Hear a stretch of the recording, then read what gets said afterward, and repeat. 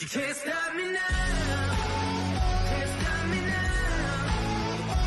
And my feet have come too far for you to tie 'em to the ground. You can't stop me now. Can't stop me now. Set my sights on where I'm going at. They turn it back around. You can't stop me. Good evening, and welcome to Psych Coffee Shop. I'm Aeson Knight, and talking with me tonight over a nice piping hot cup of coffee is Dr. Rima, and we're going to be talking about the Seven Queendoms book. You know, this one's been out a while. I'm sure you probably have other things out in the workings, but tell me, how'd you start stumbling into this? Well, really, it was a very personal journey. It started by discovering that I was burned out and exhausted by my life and the way that I was living and the amount of energy it was taking to run my life. And I really needed a change. And I started looking at what it was that I could do differently in my life. And it started really with an exploration into women's work in general. And people who've been around the block a time or two in women's work are sort of familiar with that maiden mother crone archetype, that Mm-hmm. the three faces of the goddess, it's called.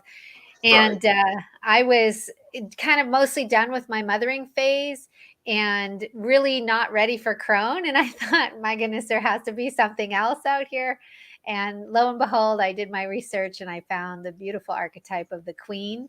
Mm-hmm. And she sits right there between mother and crone. And it was really life changing for me. And it is, and what I find sad about that is that stage of the lady's life when she is queen, when she's not ready to be the crown, she's not ready to, be the one cutting any threads or anything like that, but she's ready to take and like show the because we get a lot of writings, spiritual writings about the maiden aspect or the mother aspect and the crone aspect, but no one talks about the warrior aspect. No one talks about the queendom or kingdom aspect. It gets very overshadowed. What do you think that is?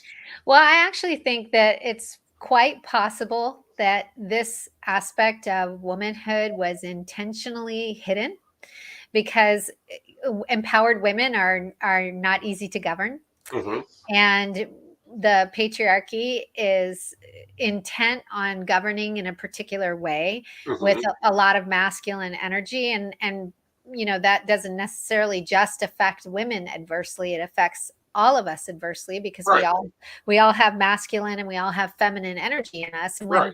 when part of us is not being valued and not being seen as important or having a contribution, then we become disassociated from that part of ourselves that we need. We need feminine energy just as much as we need masculine energy in Right. creating balance for the world. So, Right. Yeah, but no, here I would say probably at least maybe the 80s on to about now. This is the first book I've ran into that actually talks about that. I call them the gray area. You're not, the sage or the crone. You're not the, you know, pipper little, mother and father energy. And then there's another energy that I find that people ignore a lot, and it's on both sides of the archetypes, is the word, the warrior male and the warrior female. The ones that do not want to be mothers. They want to go out, they want to take care, they want to take charge, they want to actually home in, and they don't, then they come when, everyone else is going, oh, I'm Mother Earth, or oh, I'm father energy now. And it's like, no, I'm not. I want nothing to do with that. So I really like it that you broke it into 7 different queendoms. Tell us yeah, about them. well, that happened kind of organically because when I was wanting to get more sovereignty in my life, when I was wanting to feel that I had greater mastery over the life experience that I was having, I realized there were like these 7 different areas that I wanted that to happen in. And it felt like too much to try to kind of Mm-hmm. go at it all at once. So breaking it down into these 7 areas was a lot more helpful to me.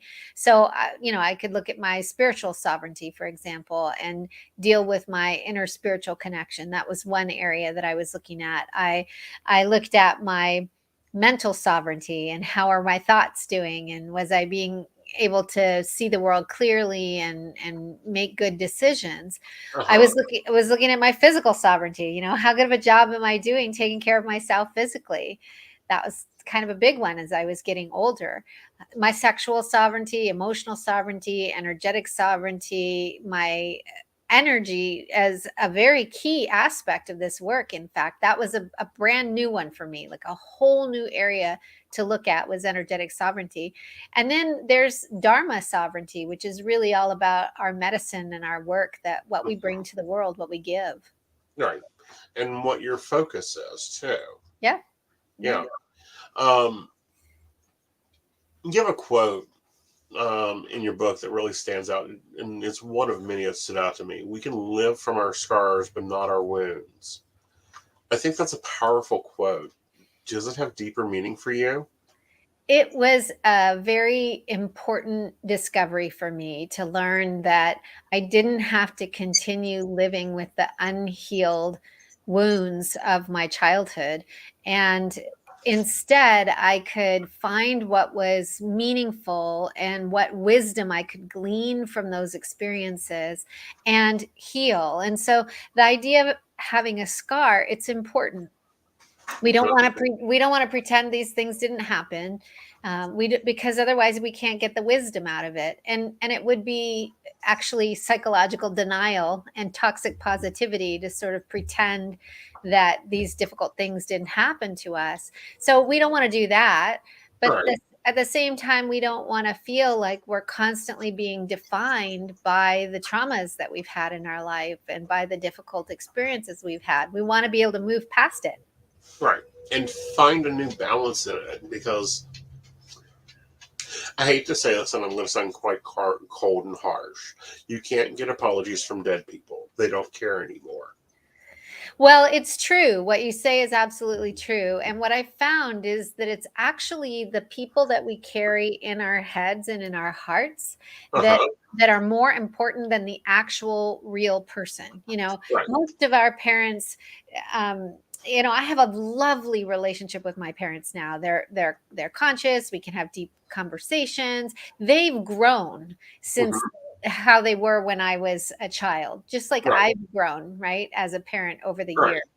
But the parent that lives in those moments that were very harsh or traumatic or abusive, that's the parent that really we need to be working with.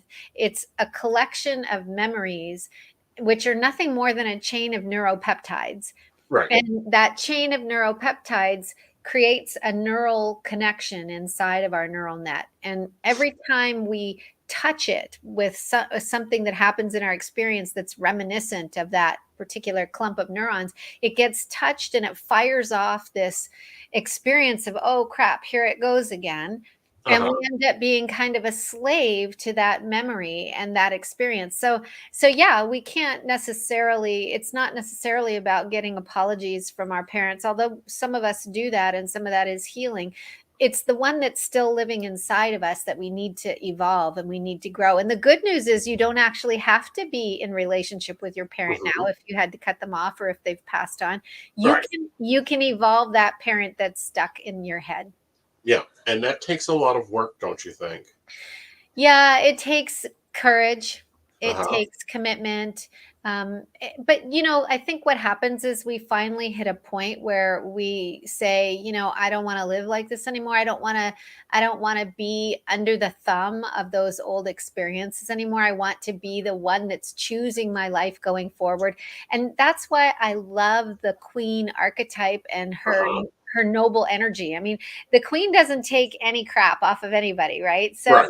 So when you can feel into that sort of empowered place, and it's not empowered in a mean way. I mean, she's very regal and she's very noble and she has she has responsibilities for her queendom, Uh-huh. and so it gives us a kind of a felt sense of an energy we might want to take on that allows us to do this healing work in a very positive way.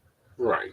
Now, you do some different classes, some different groups here. I'm looking at two. You've got one in open enrollment called the Queen's Council, Yes. and then you've got the Queen's Court. What's the difference?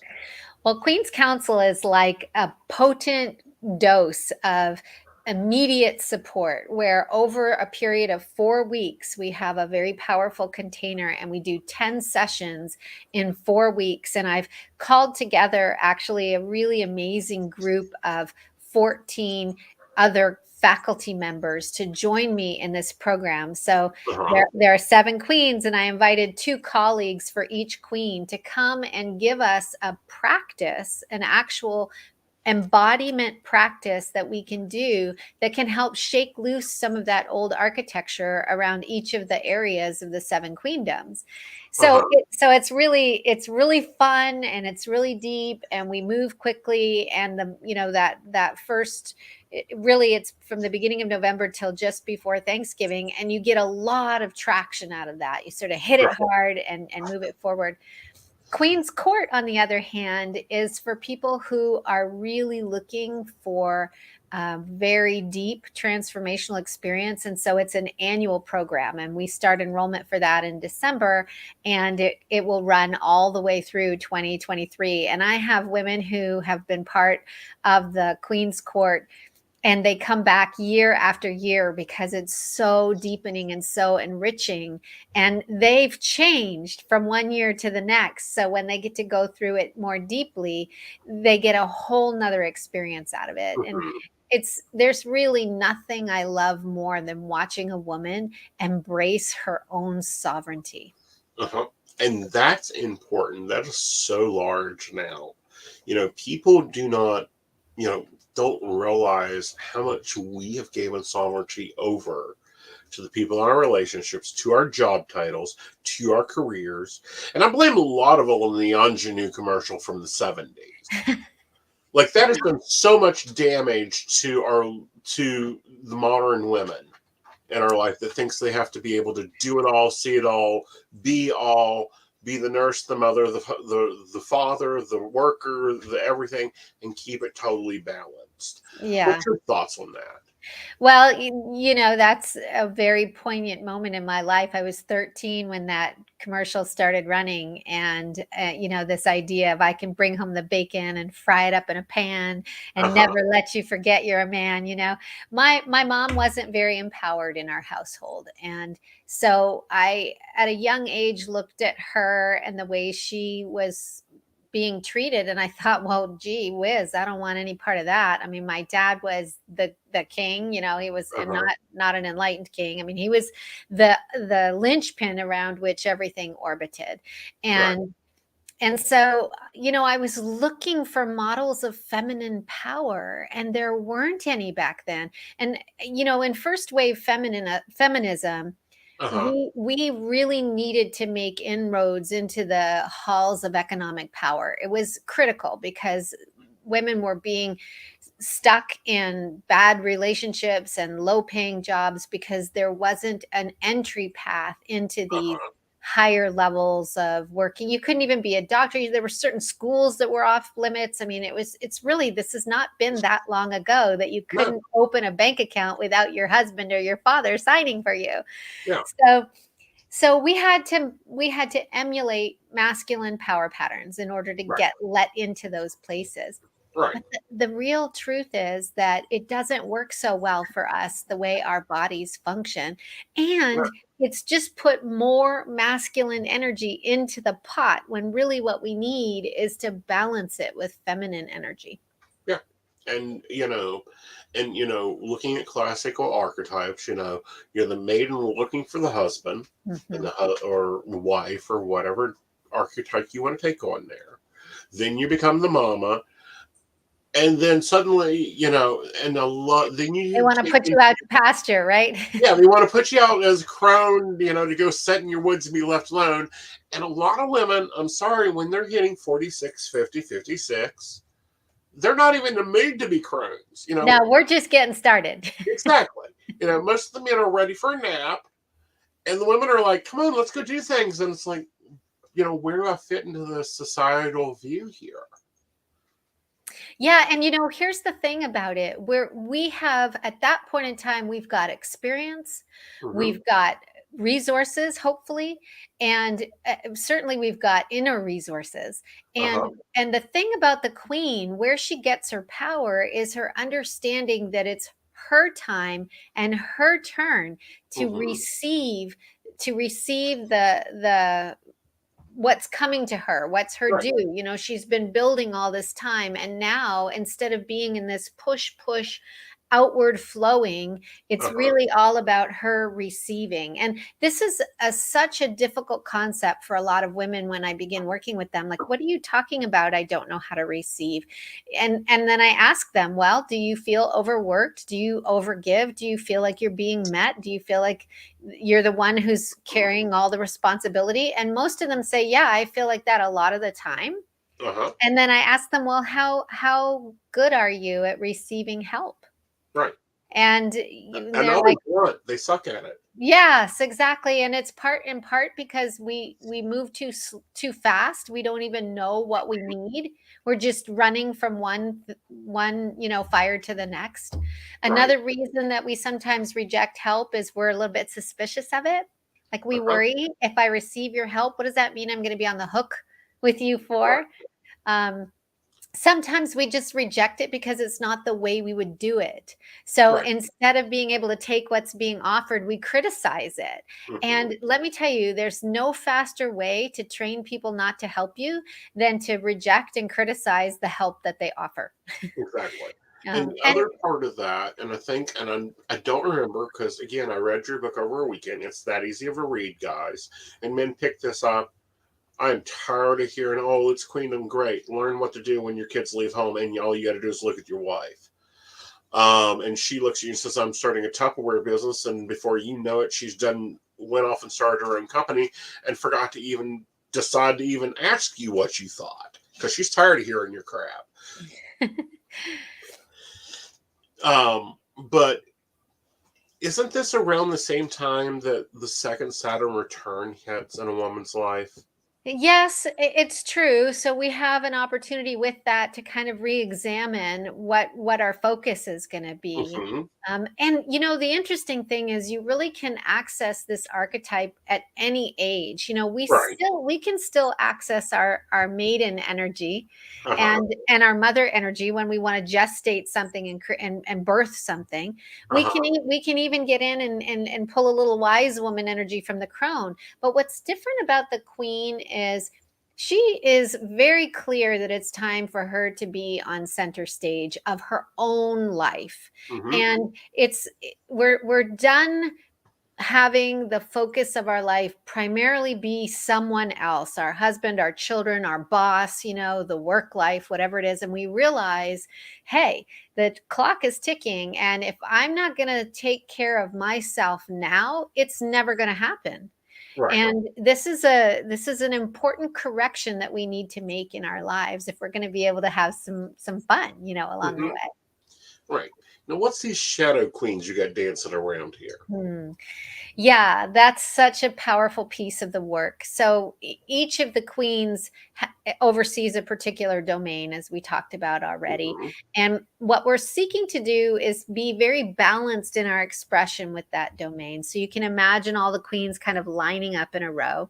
Right. But sometimes we are under expressing in a certain domain. We don't have enough of that energy for our spirituality, or we don't have enough of our ability to connect and be in the place of loving, or we don't have enough access to our sexual sovereignty, so we become very stagnant. That creates a whole row of shadow queens that are under resourced. Then you can have the opposite problem where you've got a little bit too much of it going on, and instead of being very empowered as the empowered queen, you become the cutthroat queen, where you're off with their heads, and everybody has to, watch out around you because you're over in your power. Right. So So you can go from one side to the other, where you can lean too much into too much of a good thing or not enough of a good thing. And we're always seeking to create a sense of balance in the center line for each of these queendoms. Now, on your website, you've got this quiz for queen to discover which type of queen you are. Do you want to we got to take a break, and when we come back, do we want to talk about the 7 queens? Yeah, let's do it. Okay, and then we'll talk about their evil stepsisters. Sounds good. All right, guys, let's take a break, and we'll be right back.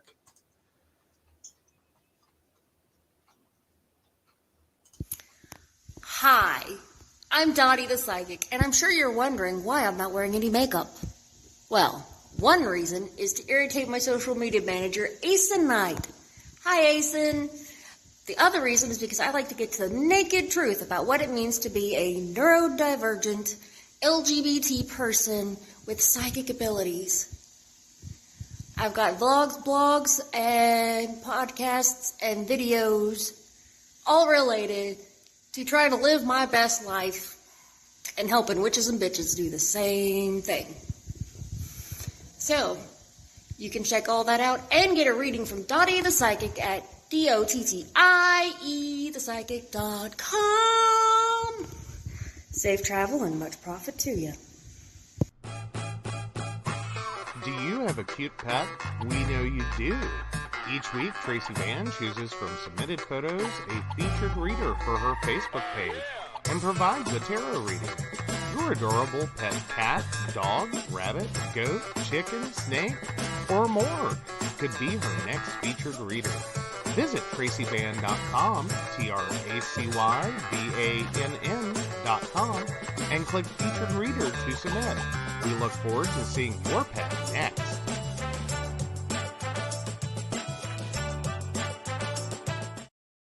Hey everybody, Lady Gwendolyn here, and I am here to tell you how to get in contact with me and a little bit about what I do. I am the High Priestess that works with shadow work to help you grow and heal. And I work with access bars, Reiki, I do power forms. I'm recently getting into crystal healing, sound therapy as well. So you can go to Lady Gwendolyn Healing, that is LadyGwendolynHealing.com. Book your appointment with me. I do in person, I do over the phone, I do over Zoom. We can do that as well. My main goal is to help you grow and heal, because I've been there, I'm still going through it, and I let my strength help guide you. See you soon. Hey everybody, Natalie here from The Pendulum's Path. If you are in need of guidance, direction, spiritual connection, healing, or more, you have come to the right place. I have worked as a psychic and a medium for over 3 years, connecting people from all over the world with their loved ones, giving them insight and guidance into their current situations, their past healings, their blockages, and what they need to know in order for them to have a better future. It would be my absolute honor if you would come to my website at www.thependulumspath.com. Visit my shop. I have a whole bunch of crystals, oils, balms, mystery boxes, and more. And visit my services. I offer 15-minute, 30-minute, and 60-minute sessions. I also have email readings available if you're not comfortable with the one-on-one session with me, or if you just want to try me out. I encourage you to come visit me at the Pendulum's Path, and let's get you back on the right track today. Welcome back. Okay, so let's talk about these 7 queens. Now, first of all, you have a lovely quiz on your site that they can go take, and it's quite fun. I just don't mind doing the commercial again, and it says that I'm in my divine queendom.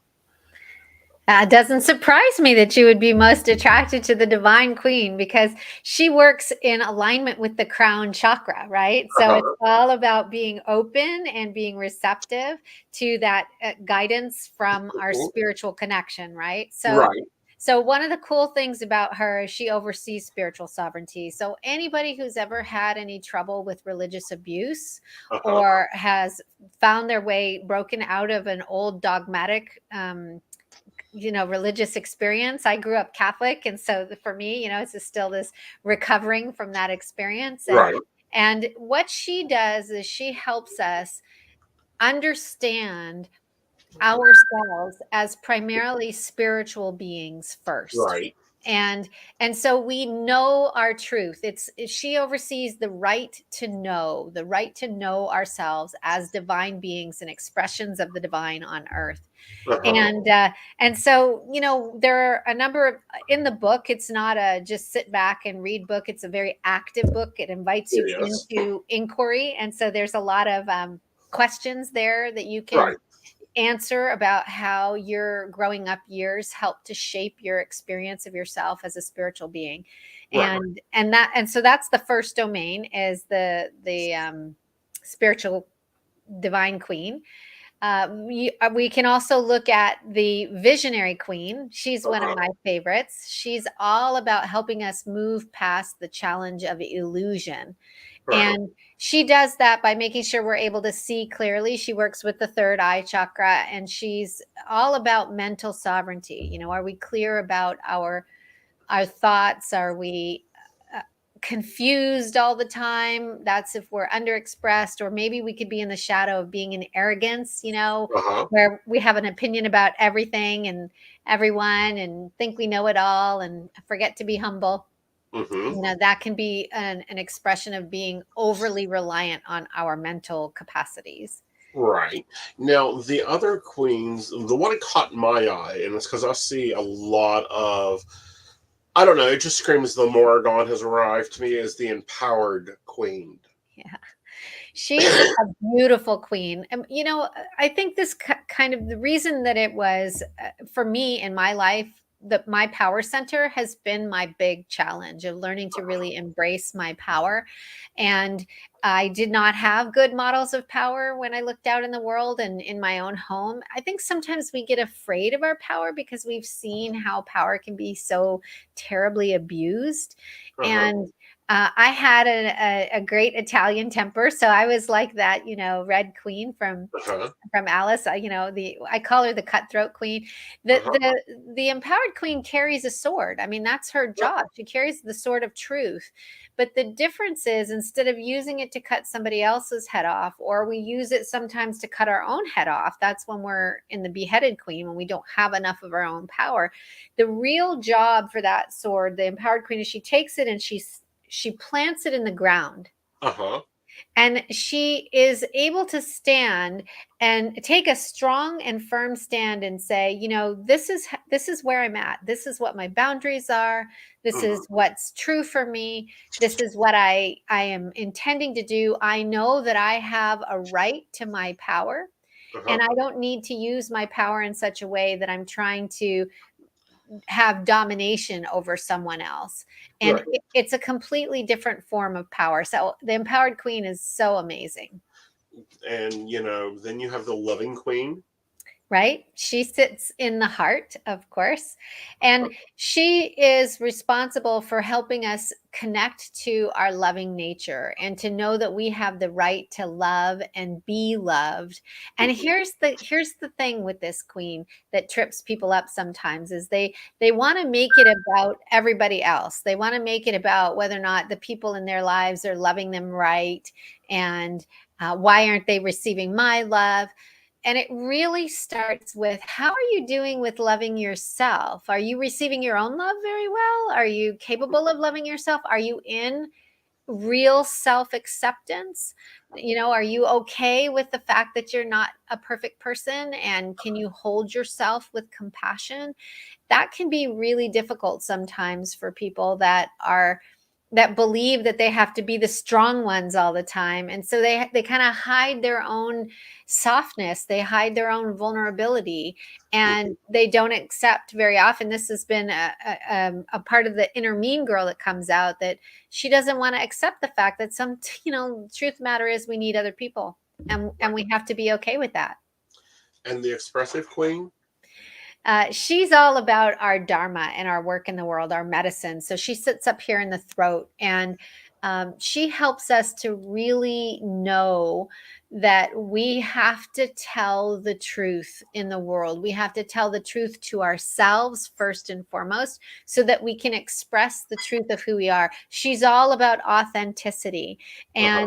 And, most of the time we run into trouble with our relationships because we hide parts of ourselves, or we pretend that it's okay. We pretend it doesn't matter. We tell ourselves it doesn't matter. But then Mhm. it goes on, and eventually we get to the point where it's like, okay, we've had enough.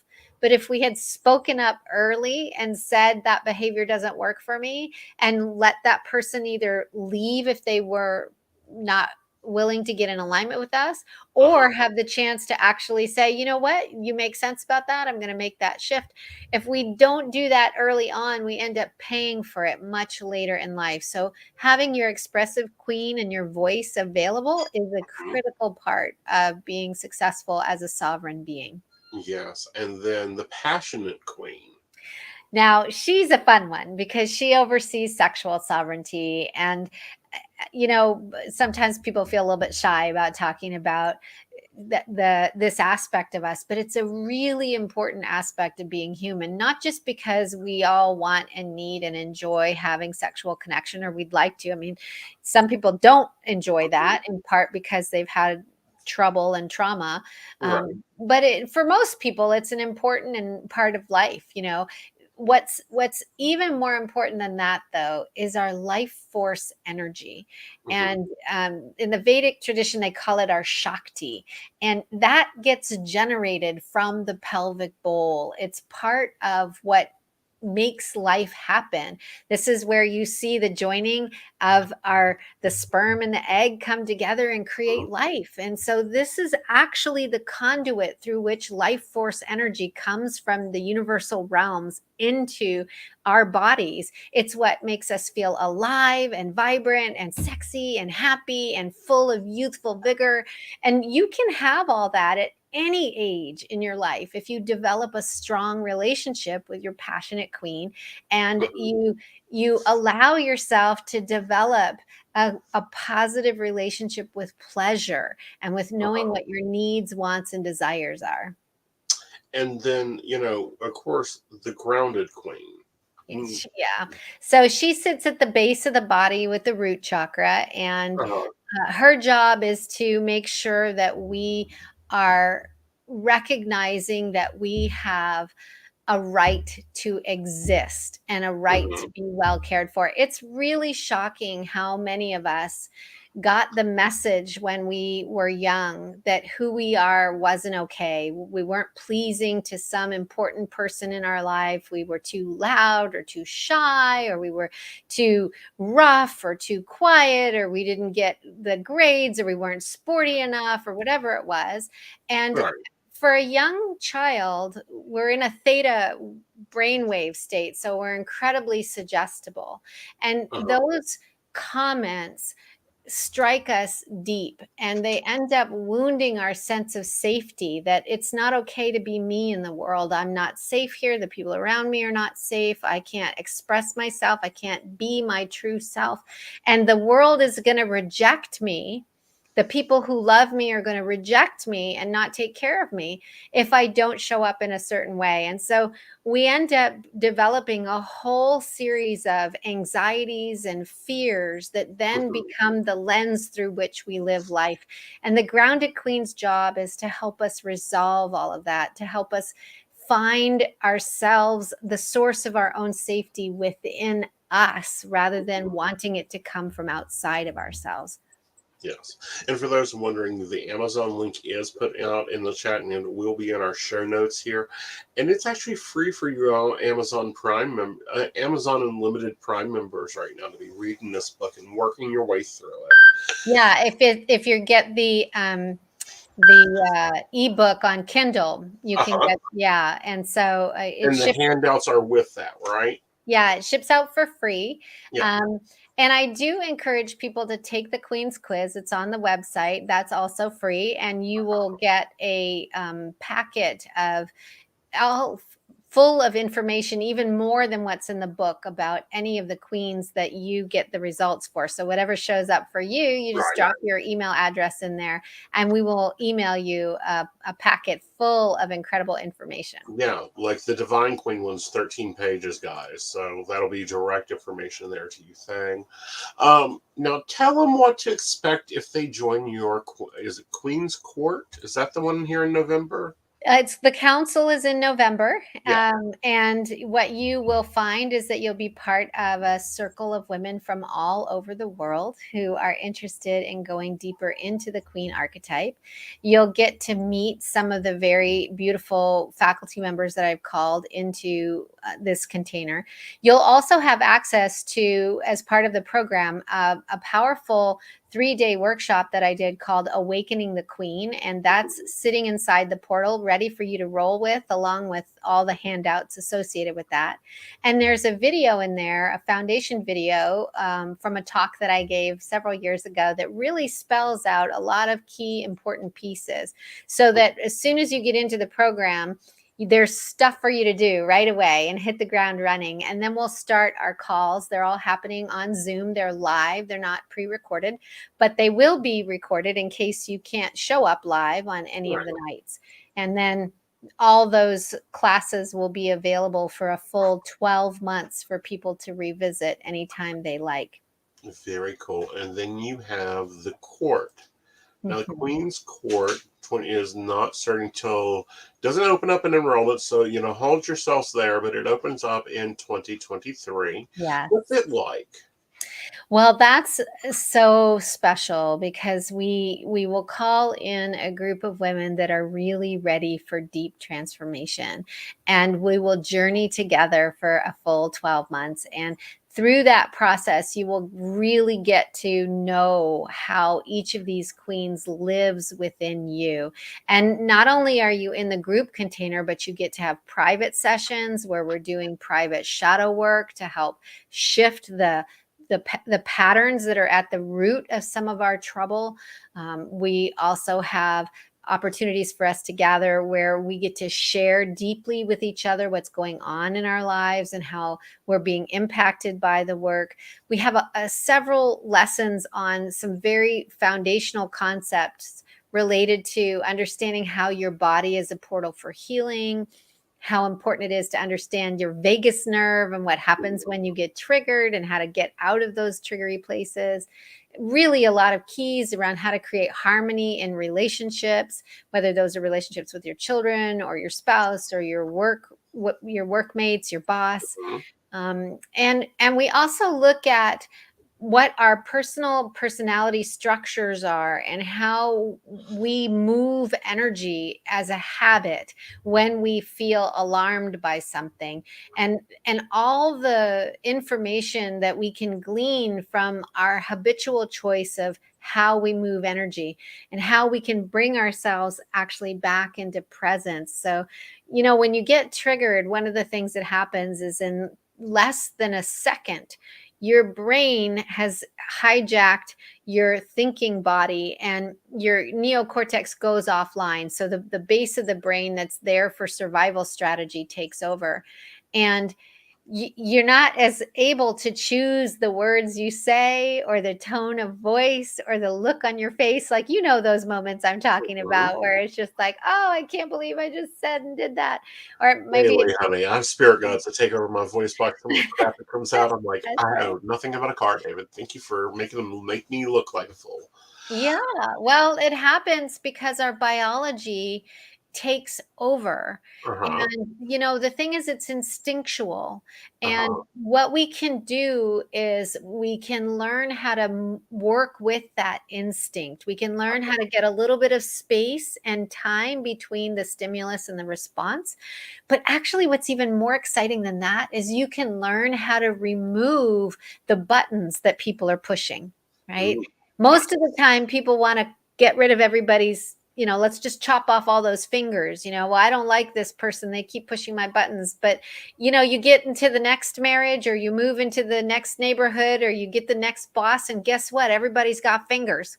Yeah. So, you're much better off working within your own body to remove the buttons, or what we call doing buttonectomies, so that there's less place for people to find, to Mhm. really send you off your center. Now, something we haven't talked about, but I see here you're grabbing your passport, taking some people along, and doing some sacred travel. What's this all about? I like to do sacred travel journeys because sometimes it takes getting out of our personal environment in order Mhm. to get somewhere brand new, in order for us to then have the opportunity to reevaluate, the way we've been living life. And one Right. of my favorite places to go is Egypt, because it's so powerful.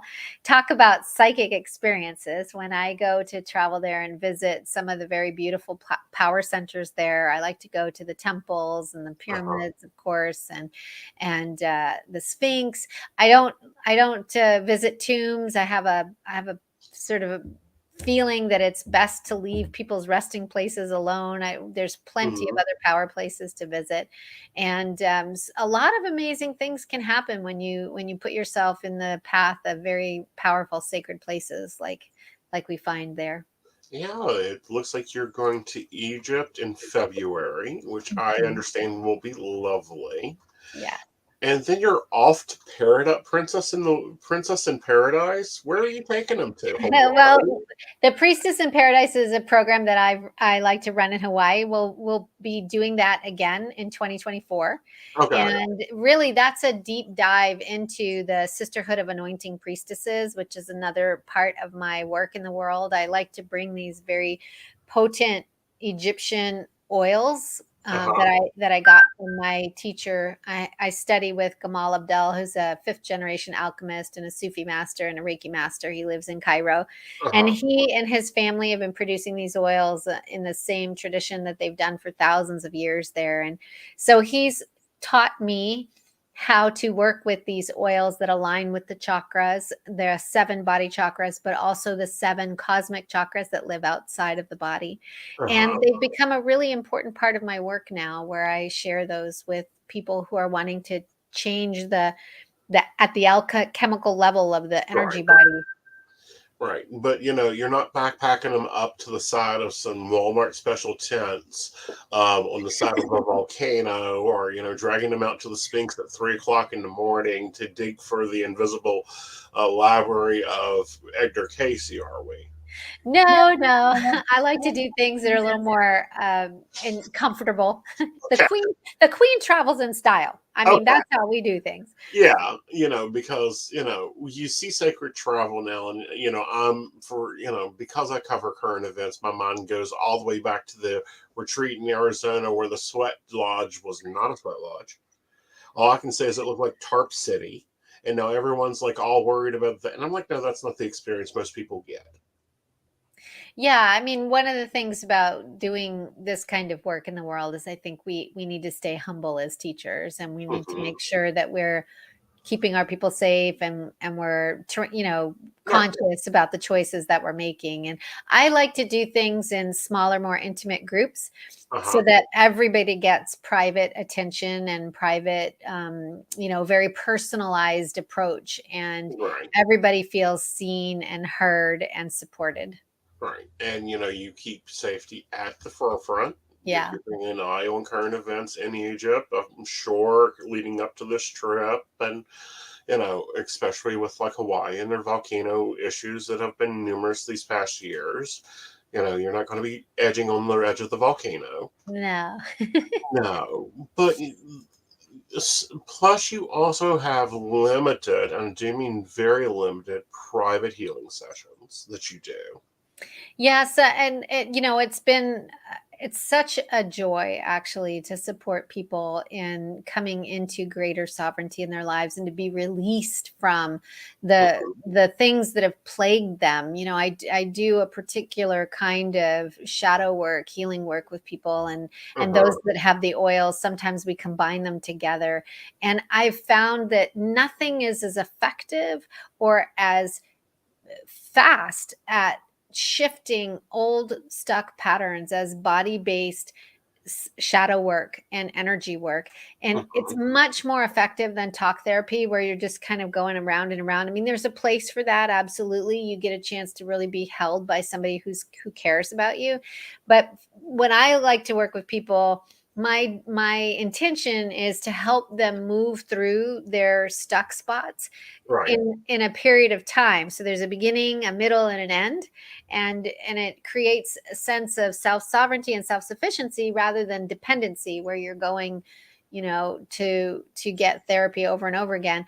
And those that like to stay in the community of practice, that's a little bit of a different story, right? So once you know what to do, we don't have to put any more knowledge in here. Really, all we need to do is practice. Just practice what we know.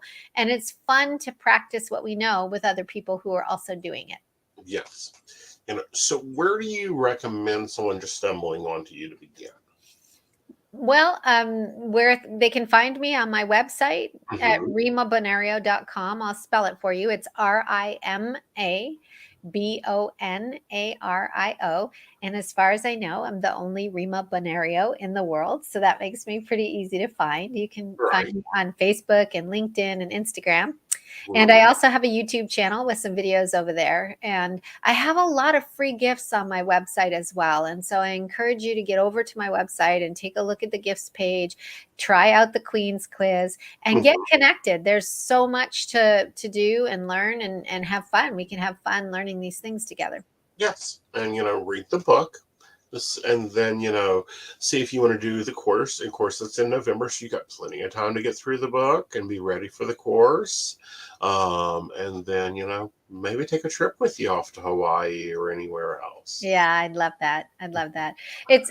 There's something really special about doing sacred travel journeys where you're not vacationing as much as you are transforming. So you get to take these trips to these amazing places that are like bucket list places, but you come back profoundly changed, profoundly changed. Yeah, and profoundly, and you see it through a different eye when you travel there under that guise versus just going to go to do the touristy things. When you go with a purpose, you sing a lot more and you feel a lot more. Yeah. Especially considering the number of spiritual manuals that have been written out of Cairo itself. Yeah, it's true. It's a very, very magical place. Yeah, one of the epicenters of spiritual growth and spiritual transformation.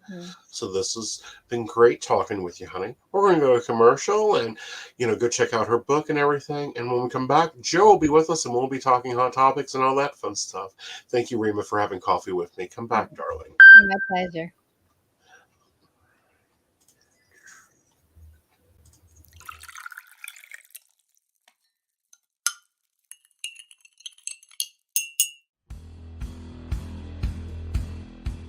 Welcome back, Goblins! My name is Jason, and I am the host of the Esoteric Book Club, a podcast that examines titles on the magical, paranormal, the mysterious, and the strange. I release 2 episodes a month, in which I review books on esoteric topics, recap news of the weird, and conduct interviews with authors, practitioners, and experiencers. The Esoteric Book Club can be found on every major podcast service or can be streamed directly from esotericbookclub.org.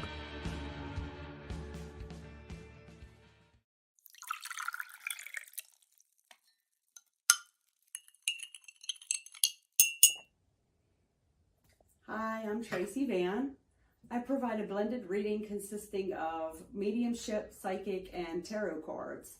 A reading from me can cover any guidance you need from relationships with your partner or your family, spiritual, financial, any questions you may need clarity on. If you would like to book an appointment with me, check out my website, tracyvann.com. That's TracyVann.com. I have bookings from 15 to 60 minutes you may choose from.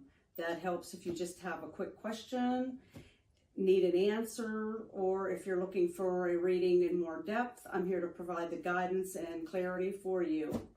Let's just figure it out. Bye.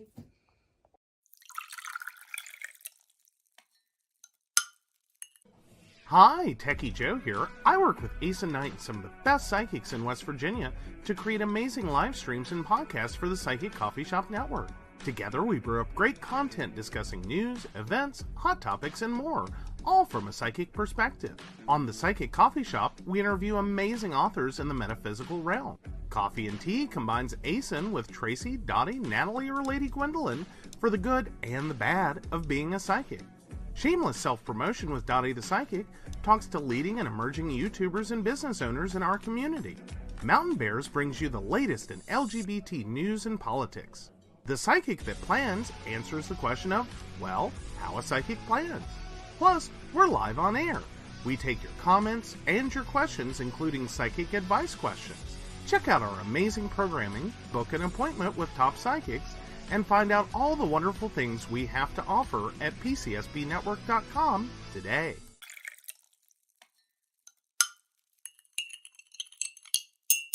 Hi, I'm Aeson Knight. I provide tarot readings covering everything from love and relationships to your life questions and your most spiritual answers. And also, I provide a lot of guidance in finances and divorces and all those relationship problems. So, if you'd like to get a reading from me privately, not on air, you can feel free to do so by visiting aesonknight.com and booking your appointment. I also provide on-demand services, so if your life is a little chaotic, you can go ahead and click that call now button there on my site, right for a quick answer question. All right, guys, back to the show. Enjoy.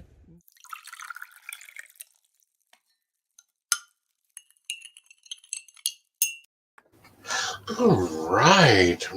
Welcome, Joe. How are you, darling? Oh, pretty good. Feeling much better now. Mm-hmm. Do y'all ever just have one of those days where you sit down at your desk and you get so distracted that all of a sudden it's like 8 o'clock at night and you realize you have to be on a live stream and it's like, I haven't showered. Yes. And it's like, no, I refuse to go on a live stream, look at a hot mess. So it was one of those days. It was a productive day, though. It was one of those days that you went to your desk and forgot your planner. Yeah, basically. Well, no, actually, this was a planned day. This was how the day was planned. Sort of. And people wonder why I write shower in my planner. You know? You know, there are those moments. Yeah, I had to have a really good conversation. I don't know how much you heard from Dr. Rima. I love her book. The archetypes in it is really amazing work. It's actually a breath of fresh air. We haven't seen a lot of this work out. How about you? Work on the queendom stage of life or the different stages there. What'd you hear? Well, I was coming in at the very, very end, but it did sound like it was the very, very end of an amazing conversation, and yeah, and it's on it's on Kindle Unlimited, which you have because it gets built to my credit card. So you can well, I'll definitely be checking it out. Yes. All right. So, what has been making your news feed? Oh, what has been making my news feed? What? We start there? What? Yes, we're going to start there. No, you're not allowed to start there. Like, no. We do have an article sitting. It's not exactly one I found, but it's sort of one we got. Yes. So let me go grab that real quick. Well, it helps if I scroll in the right window. Yeah, so you can find the right window. Oh, yes. So Saudis sentence U.S. citizen to 16 years in prison over tweets. Yes. An American citizen has been arrested in Saudi Arabia, tortured, and sentenced to 16 years in prison over his tweets he sent while in the United States, his son said Tuesday. Saad Imram Al-Mahdi, a 72-year-old retired project manager living in Florida, was arrested last November while visiting family in the kingdom and was sentenced earlier this month. His son Ibram told the Associated Press, confirming details that were first reported by the Washington Post. So Al-Mahdi is a citizen of both Saudi Arabia and the U.S. So yeah. It's a rough time to visit there. It's always been a rough time to visit there. This is one of those countries that is so authoritarian, it isn't good. Of course, Saudi Arabians are Crown is trying to crack down on terroristic threats. Where do we hear that? A lot. I don't know. I'm just curious. And I meant to research this one a little more as to what his tweets were. See, what did he say? Apparently, just criticizing raising of the fuel prices. Mm-hmm. And different behaviors of the prince. Of course, we know the prince. So it's general dissent. Yeah, it's like I don't like how you did that. I don't feel he tweeted anything lesser than what I had to say about our lovely loser of a governor. Well, yeah, there you go. So yeah, no, I don't see that as terrorism. Yeah, your threshold for terrorism needs to move up a notch. Yeah, and apparently criticizing him for the crown prince attempting to ordered a murder of President Biden. Yeah, that's probably criticism you want. Yeah. Doesn't sound like terrorism when you're like, don't kill people. Or, when you get caught with your hand in the cookie jar, don't let it slap you. Yeah. Oh, but hey, Brenda. Hey, Shannon. Sorry, I just got caught up. Yeah. There were links, and there were, Yeah, there's a lot of stuff there. Yeah. But let's look him up on Twitter. There's got to be a Twitter link out. I mean, let's see, what gets you 14 years in prison in Saudi Arabia? Does it beat Aeson's Twitter? Yeah.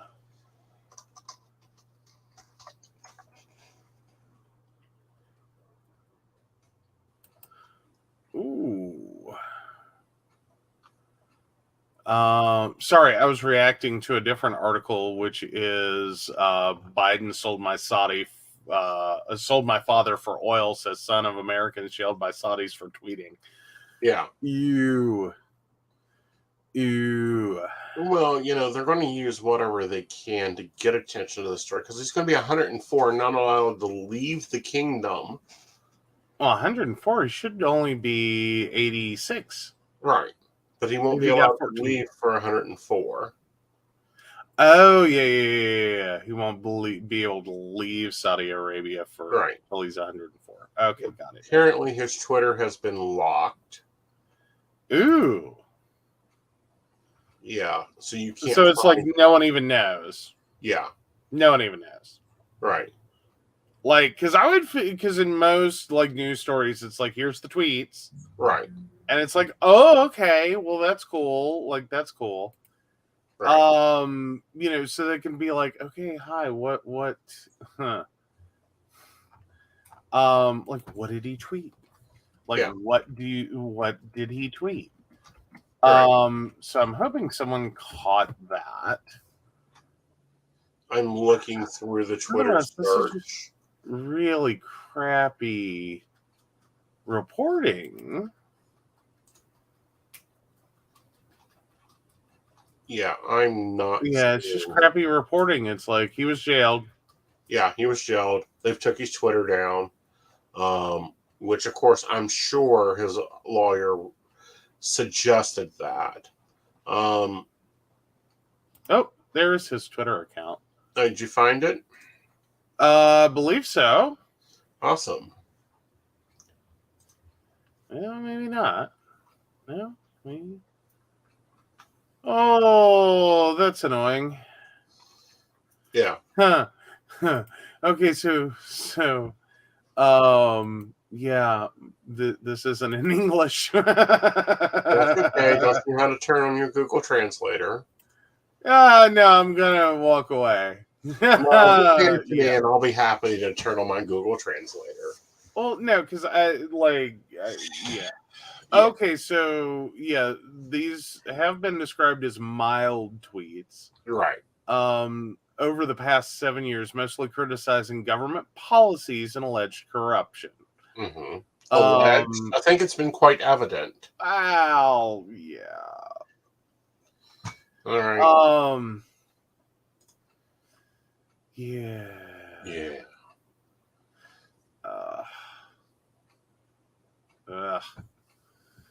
Yeah. That's a problematic case. Well, it's problematic because the U.S. diplomats seem to be moving swiftly to get our citizen out of their jail just as fast as we're moving to get our basketball player out of the Russian jail. Yeah. Well, and especially, like, he's criticizing the government. Right. In Saudi Arabia. Right. He has dual citizenship and he's in his 70s. Right. Yeah, I would think that the US would be like, okay, let's get you out. Yeah. Let's figure this out. Yeah. Like, I mean, it's got to be really hard to be from another country and sit there and look back at that country and be like, what the hell are y'all right. doing? And then like not speak out on it. Right. Like, I think this is a perfect example of, I don't know, the blessing, the curse, the little bit of both. Right. Of traveling and moving your life from one country to another. Right. Is that X years on, like, things you lived with, things you probably didn't think about when you were there, or you chose to leave because of. Right. You grow a voice, and then you want to speak out on it and be like, it doesn't have to be like this. Right. And then you go to prison. Right. And, you go to prison, and that is that there. Luckily, we're in the United States, and for the most part, have free speech. Debatable on social media. There is still some major suppression of our channel and many others because we don't pull punches. Well, but then again, that is... See, and this is where Facebook and a lot of other sites have walked a very fine line of, this is not a protected free speech area. Right. This is a private company that allows you to use its service to communicate. So it's a communications platform. It is not the public square. Right. And it's like, well worded, carefully worded there. Very, very carefully worded. Like, that Senate hearing was interesting. Right. But, but it is where services have default gone to, is that they do not owe you free speech. Right. If they disagree with your message, they can take it down. Right. And argumentatively, there are ways in which that's a good thing, and there are ways in which that knife cuts ugly. Right. So I kind of on that one. It's like, I get it, but I think sometimes we go way overboard in the wrong directions. Right. I think that we do. Yeah, because... Oh, go ahead. I think that we, have to remember and be agile. I think we have to begin, looking at where censorship comes into play, looking at how we use our words to make them useful, and using our voice correctly, and checking our sources. And then being aware of the fact that the things we say online like there's things that I'm sure we have said just in covering this topic that might get us arrested in Saudi Arabia should we ever visit. Well, that's why There I'm are on a no travel list. I mean, there's one of those countries that we can't travel to. Hello? yeah, not a good life choice. Yeah, we would be But no, arrested. but I'm just saying, like, the things that we have said, Mm-hmm. like, I don't think we're going to be, we're going to be persona non grata in a few countries. Right. China, Russia. Yeah. So, it's also being aware that, yes, we have a degree of free speech on these platforms, but not only with that comes the responsibility of understanding the limitations that those sites create, Right. but also the understanding that what you may do may be perfectly legal as long as you stay within the contiguous 48 states and or don't cross any angry borders. But the minute you do, Right. And this is why I had to turn down what was it? World's Next Best Psychic or whatever, because it was being filmed in the Ukraine. And I'm like, sorry, I like my freedom. I don't want to be jailed for 60 years or face shock therapy or concentration camps. Yeah, but Ukraine would have been fine for you, I think. It was more so if you have to go through Russia to get there. Right. If you have to go anywhere near Russia while you're there. If at any point you get near Russia, you're fucked. Right. Well, this was still when they had the anti-homosexual laws there. I'm like, have you seen my page? Really? Ukraine was anti-gay? I thought it was Yeah. just Russia itself that went crazy. No.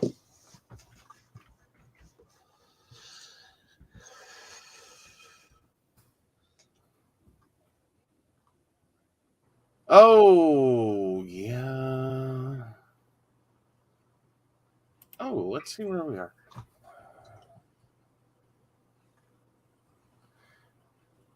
Well, same-sex sexual activity between consenting adults is legal in Ukraine. Yeah. But prevailing social attitudes are often intolerant of LGBT people, and households headed by same-sex couples are not eligible for any of the same legal protections and recognition available to opposite-sex couples. So basically, it's sort of late 90s in the Ukraine. Exactly. Like the U.S. equivalent of the late 90s. Right. Like, we'll let you exist. We're not going to arrest you exactly. We're just going to leave you in this perpetual limbo. Right. Like, you can't have benefits. You can't get married. You can't get, you can't visit your partner in the hospital. At least you're not guaranteed to be able to. Right. You can be evicted. You can be fired. You can, right. all the things. Yeah, it's the late 90s in the Ukraine. I mean, not the worst, not the best. Right. Like, it's not Russia where, like, round them up, kill them all. Yeah, it's not Russia, but still, it's, we still look at that when we go to travel. We still will not go to Indiana. Sorry, just not interested. Oh, but looking on the bright side, in 2011 UN General Assembly Declaration for LGBT Rights, Ukraine was the only East Slavic country to express its support. Well, that's an important Thank you, Wikipedia. Yeah. Like, that was, like, in its opening, like, that's the last line. It's like, so things are looking up. Right. Like, Mm-hmm. Well, not only that, but I don't want to be a part of any Russian studies. Like, they've done a lot of study into psychism. I really don't want to be someone's lab rat. I hate when doctors do it, and I hate even more so when government tries to do it. You want to be, like I tell all the other ones, just because you've got 5 stars on your shoulders doesn't mean you don't have to pay my appointment fee. Well, there's that. Your uniform don't impress me, gentlemen. Oh, there you go. There you go. Yeah. But no, I'm just okay. So moving right along. Oh, so what else did you find anything good? I found something that was causing me to question here. Ooh, question. Apple stock ticks down on reports of cuts in iPhone 14 Plus production. Ooh, send that over. Coming your way. And I did see today, and this one I can cover really quickly. So, Meta and specifically Zuckerberg are getting slammed for his continuation into Metaverse. Oh. Apparently this is costing the company billions of dollars. Yeah, lots of things are going wrong with this. So the company was already in trouble. Uh-huh. They tacked on billions of spending on top of it. Right. So they're struggling. They've had to make cuts and hiring freezes.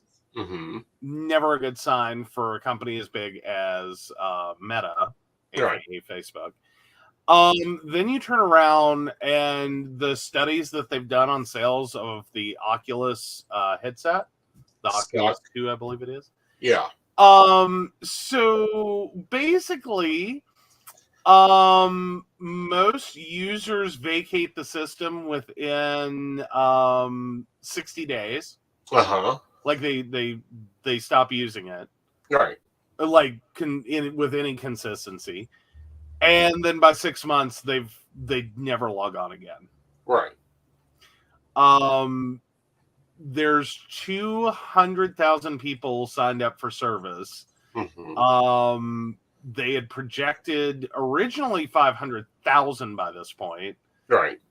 Meanwhile, they downgraded that to 280,000 and they still haven't hit that target. Right. And there's a lot of complaint that basically the areas that you can go into, there's only ever like 50 people on. Right. And when they're on, apparently they're having lots of problems with abuse and harassment. Right. And it's like, this is not going well. Right. So well, see, here's the problem with it is if he would go and do it like our beloved Second Life, to where I can sit here and play Metaverse without that stupid headset on that looks awful. Mm-hmm. So you're wanting a more Second Life experience. Yeah, I'm wanting a Second Life Metaverse. I'm wanting to walk into my house, sit down at my table, and deal out cards. Ooh. So one of Apple's manufacturers in China has been instructed to immediately halt production of the iPhone less than 2 weeks after its debut, according to the report. Shares of Apple dipped Tuesday on a report that the company has asked one supplier to stop producing a component for the iPhone 14 Plus while the company reevaluates demand. One of Apple's please keep repeating yourself. Other suppliers have also cut production dramatically. Right. Yeah. So the new report suggests that consumers are opting for the more expensive model among the two large-screened iPhones. That maps to an earlier report from Bloomberg that said the company told suppliers to bail on plans to increase iPhone 14 production in September. The iPhone 14 is the cheaper alternative to the iPhone 14 Pro. Right. Demand for the new models failed to spike as high as anticipated. Right. Apple, of course, declined to comment. Shares had been trading around $145 and lost about $4 per share on the report, but have since recovered slightly. Apple stock is now flat on the day. Right. So, yeah, it took a on that one. Uh-huh. But I think that's where everyone is at this point. Like Apple, you really have been kind of screwing around with your devices. Right. Like, it really isn't worth it. Right. Like, the options that they are offering on the low price scale are basically like recycling. Right. With like a tweak, just enough to need a different phone case. Typically. But just like a tweak here and there, a Right. recycle of what they last year offered or 2 years ago offered. Right. And it becomes, it gets to a point where it's like, if you're going to go big or go home. Very much so. Like, you either buy the Pro or the Pro Max or the biggest motherfucking phone they've got, or you just don't. Right. And see, that's the thing there. You know, we have a friend that's been dying for an iPhone, and I'm like, no, not till December. And he's like, why? And I'm like, because, one, you don't want to spend your money on the crap, one, that isn't going to hold up. You don't want it. You want the best and the brightest and top of the line when it comes out. Yeah, or don't do it. Or don't do it because it's not going to last. Because it's not going to, like, you're going to end up paying a premium. Right. For, like, rebadge last year's leftovers. Exactly. Like, they made whole new phones. It's not like they just rebadged them, but effectively... No, effectively, it's the same thing that happened when Microsoft released Microsoft Alone. We advise, do not buy a computer. Do not buy a computer for the first 6 months Windows 11 is out, because it's crap. Well, here's my general theory on, which, I mean, that kind of hits, but not exactly where I'm at, is that every new operating system at its release is always going to have problems. Right. Microsoft has proven this over and over and over again. Right. Second to that is, don't buy a computer during the changeover. Right. Because you're going to see some great deals. Right. And they are great deals. Right. But not for longevity. Like, if Right. you need to buy a computer and you're looking for a good price and you need to keep this right. for, 3, 4, 5 years, right. Don't buy in that changeover. Don't Right. do it. Because most of the deals you're going to find, they're great, but they're inventory clearances. Right. For Windows 10 machines. Exactly. Like either of these machines don't hit spec, or no one wants to touch them to find out. Right. And no one's going to make the effort to do it. Right. So you get this machine for like $200, and then you got to come visit me. And then most likely I'm going to be looking at you going, sorry, there's nothing I can do. This machine dies with Windows 10. Right. That's as far as it can go. Yeah. Not that some people didn't have a lot of luck. And like just before that, or even during that, they did buy machines that happened to cross over nicely. Yeah. I was really mad about one of our friends. They got a absolute steal of a computer. It's not like the best and greatest. Right. But it was one of those moments where I'm working on their computer and it prompted about Windows 11 and I go check and it qualifies. Right. And I'm like, are you flipping kidding me?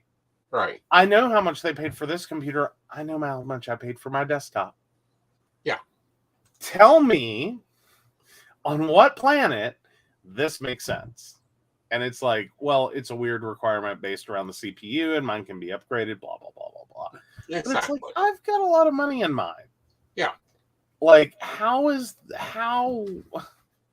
like, thanks, Microsoft.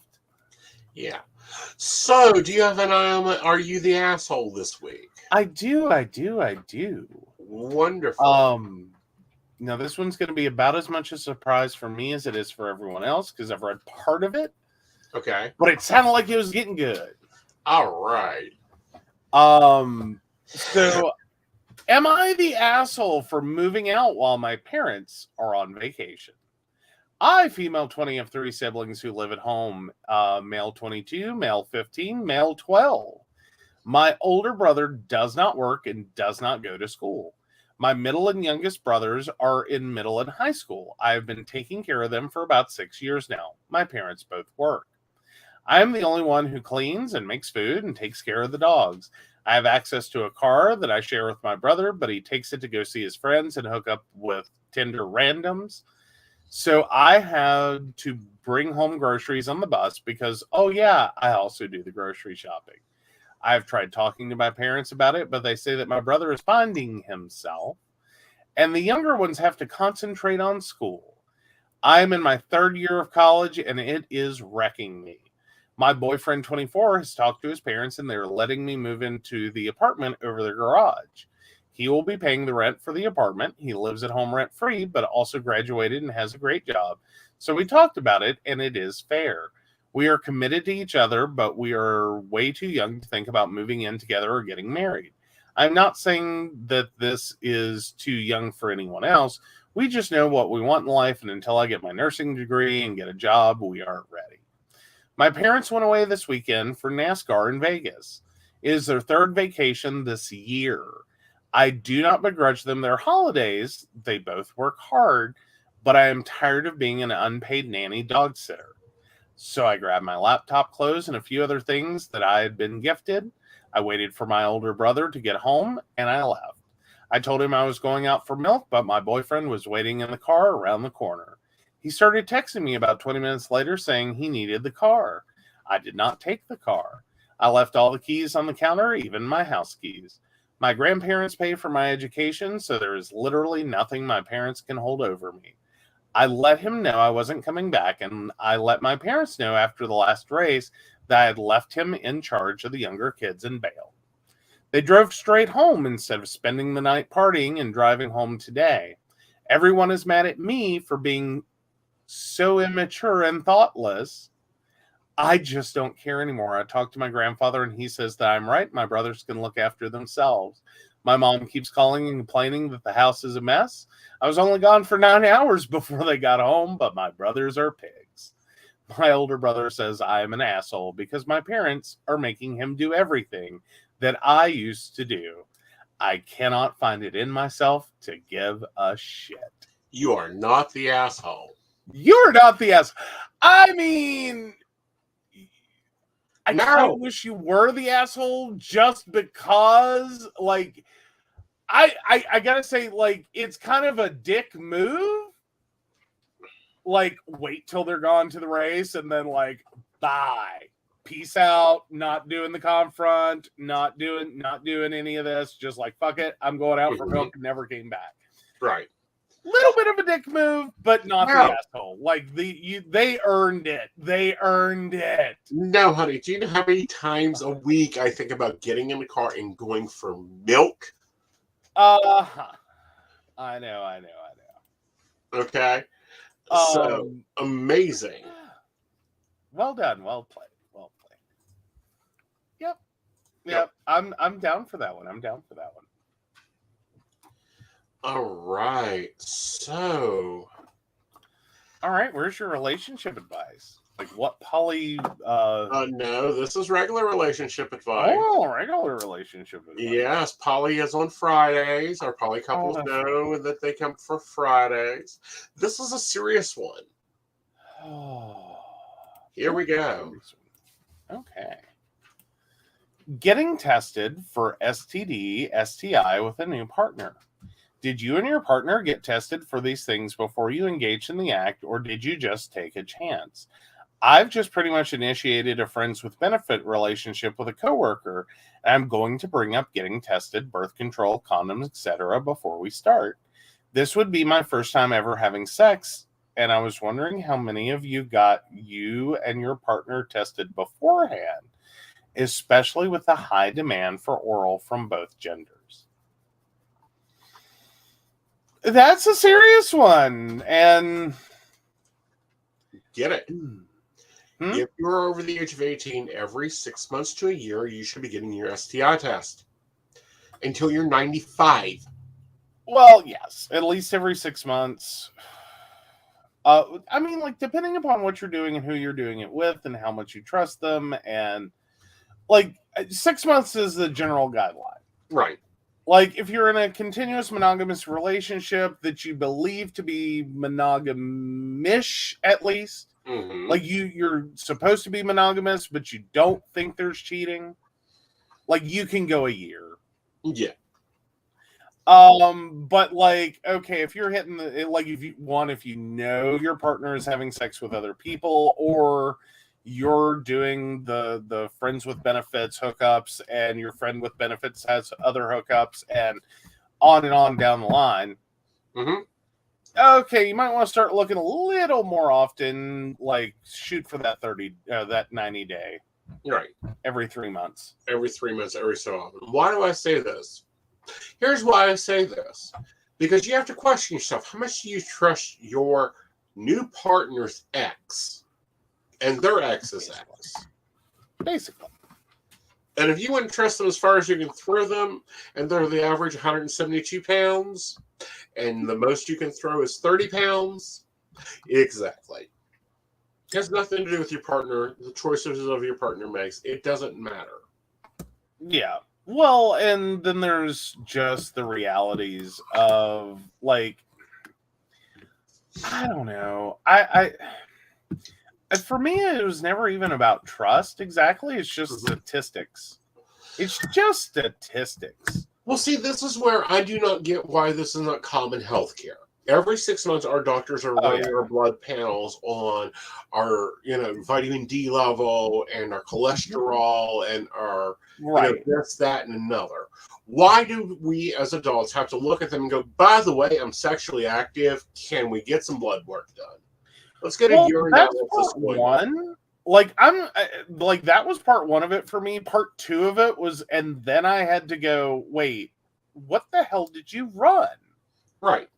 And it's like, okay, that's not a complete sexual health screening. Right. That's like bits and pieces of a sexual health screening. Like, do I need to go to the county health department and be like, hi, I'm a hoe? And just, let them do the 6 month run that they're supposed to? Well, that's it. I don't get why this is not part of the common health studies. It isn't. I mean, I think some of it is GPs have gotten used to just, they don't do that. Right. And I think we've become very, and I know, like, in community, we became really reliant on, like, county health services in, like, a multitude of dimension. Right. One, because they were the first ones to react positively, so you didn't have to go through is my GP gonna freak out? Right. Plus, this is also a good time for you to grade your GP and to know if you need to fire him. And here's why. I literally fired a GP because I got into an argument with one. Oh, you don't need that. You're in a Who said I was in a monogamous relationship, first of all? Are you in my bedroom? Do you see my black book? Second of all, yes, run it. Fired. Did not go back to visit him. Well, and there's a lot more to that. Like, just because, like, even if your GP had been right, and they're meeting you and they believe you to be in a monogamous relationship because you believe you are in a monogamous relationship, doesn't mean you're in a monogamous relationship. A lot of people find that out. Like, I don't know, a large percentage of divorces. Have you seen the divorce rate? Do you know what the leading causes of divorce are? Usually cheating and money. So, one or the other. And sometimes it's just oh God, what is the word? 6 of one, half a dozen of the other is the next thought that comes to mind. But anyway, of like which one your partner actually cares about. The fact that you're broke, or the fact that you went broke paying for dates and prostitutes and blow, and I mean that in terms of cocaine. Or, like, which one was more important? Yeah. Or, that's what, you went broke because your job lost and because you had to feed your ego, so you got on blow and you didn't make good sound decisions. It don't fucking matter. Yeah. If you are above the age of 12 or 14, whenever you become sexually active, you should be getting tested. Why the medical community hasn't got up with this is beyond me. And again, I think some of it has to do with, like, who GPs see. I believe that most GPs assume that women that they see Mhm. have a gynecologist who does that for them.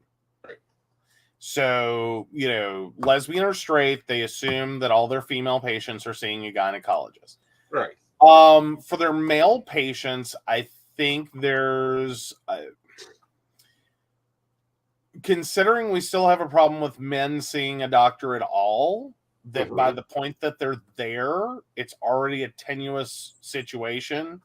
Mm-hmm. As in, most of their straight male patients don't want to be there in the first place. They're only there because it is serious, or it's something they feel may be serious, or that they have been nagged into going to the doctor about.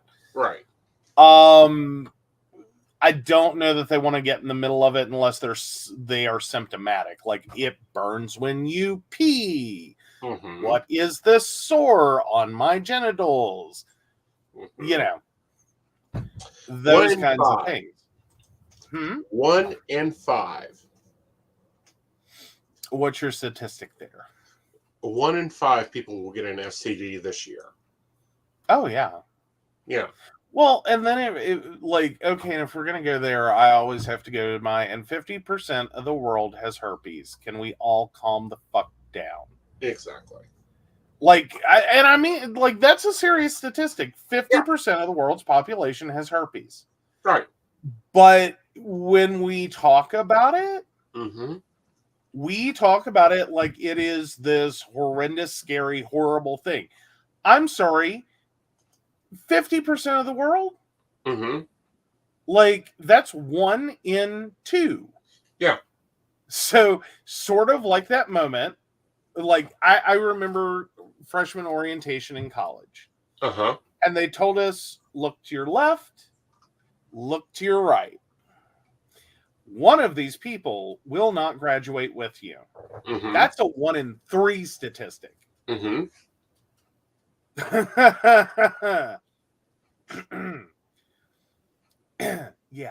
Yeah. The world is at 1 in 2. Yep. Now, the U.S. is a little bit lower. We don't have the largest population in the world, but still, that number is high. HPV, if you're over the age of, I believe it's 40, you have it. You have it. Right. Moving right along, you have it. There is a vaccination for that. Please get it if you're under, I think it's the age of 26. Yes. Or the age of 30 now. I don't know. But no, get it. Yeah, but have some serious talks with your doctor with other things than your cholesterol. Exactly. Well, and then there's also the problem that we have that a lot of people after the age of 18 don't show back up at a doctor's office until they have major symptoms of something. Like, they show up for colds and flus. They show up when they absolutely simply must go to a doctor. Right. But for the most part, most people between 18 and I think roughly 45. Right. That's all they're showing up for. Then usually somewhere around 45, they show up with precursors for a heart attack, a stroke, right. Diabetes, all these things, right. Liver failure, because that's fun. Right. Because no one tells you that about drinking is that, oh yeah, you're going to go somewhere around your mid 40s, that liver is going to be like, dude, the fuck are you doing? Right. So anyway, I think that's a large part of why GPs have forgotten how to do this. Is most of the people that they see, I don't think it's something that matters to them or their health care, and they may just be flat out offended, like you're accusing them of cheating. Possibly, but the other part of that is that maybe that the doc don't ask me to run my cholesterol. He doesn't require me to sign a paper that says I won't eat pork for the next 2 weeks if my cholesterol is high. True. Oh. So with that, we got a very busy week here. Mm-hmm. We're going to be in tomorrow night with Lady Gwendolyn. She's going to be rocking and socking the cauldron readings. Then Thursday night, I'm having tea and coffee. Then Friday night is Mountain Bears. And of course, you get Saturday night off this week. And then Sunday night, we will be back with Psychic That Plans. Mm-hmm. So with that, Vanna, why don't you take it away and tell them all about the people that make this possible? All right, so of course we want to thank Beverly Walker, Mika G, Kathy, Mary Winfield, Brenda Bryan, Ashley Guest, Shannon C, Shannon D, Lady Gwendolyn, Charles Shaw, Dottie the Psychic, Tracy Vann, Donna White, and the Laughing Tree Grove. If you'd like to learn more about us, the show, or how you too can become a Patreon sponsor and receive all the wonderful benefits our baristas receive, please visit us at pcspnetwork.com. Yes. And next week for the Psychic Coffee Shop, it'll be a double shot. So with that, good night, y'all. Good night. You